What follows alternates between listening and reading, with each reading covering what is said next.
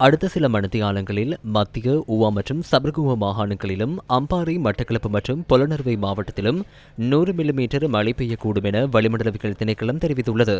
நாட்டின் ஏனைய பகுதிகளில் 75 மில்லிமீட்டர் மழை பெய்யக்கூடும் எனவும் அறிவிக்கப்பட்டுள்ளது. கடும் மின்னல் தாக்கங்களிலிருந்து பாதுகாப்பு பெறுமாறும் பொதுமக்கள் கேட்டுக் கொள்ளப்பட்டுள்ளனர். கண்டி மாவட்டத்தின் யட்டினுவர பிரதேச செயலாளர் பிரிவுக்கு மண்சரிவு சிவப்பு எச்சரிக்கை விடுக்கப்பட்டுள்ளது. பாதிப்புகள் ஏற்படக்கூடிய பகுதிகளில் உள்ள மக்கள் பாதுகாப்பான இடங்களுக்கு செல்லுமாறு தேசிய கட்டட ஆராய்ச்சி நிர்வாகம் அறிக்கை ஒன்றினூடாக அறிவித்துள்ளது. பதுளை, கண்டி, கேகாலை, மாத்தளை, நுவரெலியா மற்றும் ரத்தினபுரி மாவட்டங்களில் உள்ள சில பிரதேச செயலாளர் பிரிவுகளுக்கு மண்சரிவு தொடர்பான 2ஆம் கட்ட சிவப்பு எச்சரிக்கை விடுக்கப்பட்டுள்ளது. பதுளை மாவட்டத்தின் ஹல்திமுல்ல மற்றும் மாத்தளை மாவட்டத்தின் உக்குவெல பிரதேச செயலாளர் பிரிவும் அதில் அடங்குகின்றன. கண்டி மாவட்டத்தின் தொழுவ மற்றும் கங்காய்கள கோரளை பிரதேச செயலாளர் பிரிவுக்கும் மண்சரிவு அபாய எச்சரிக்கை விடுக்கப்பட்டுள்ளது. கேகாலை மாவட்டத்தின் அரநாயக்க மற்றும் யட்டியாந்தோட்ட மற்றும் மாவடல ஆகிய பிரதேச செயலாளர் பிரிவுகளுக்கு மண்சரிவு அபாய எச்சரிக்கை விடுக்கப்பட்டுள்ளது.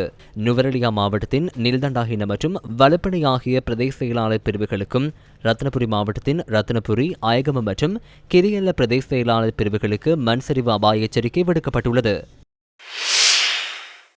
வரலாற்று சிறப்புமிக்க சோமாவதி புனித பூமிக்கு செல்லும் வீதி தற்காலிகமாக மூடப்பட்டுள்ளது.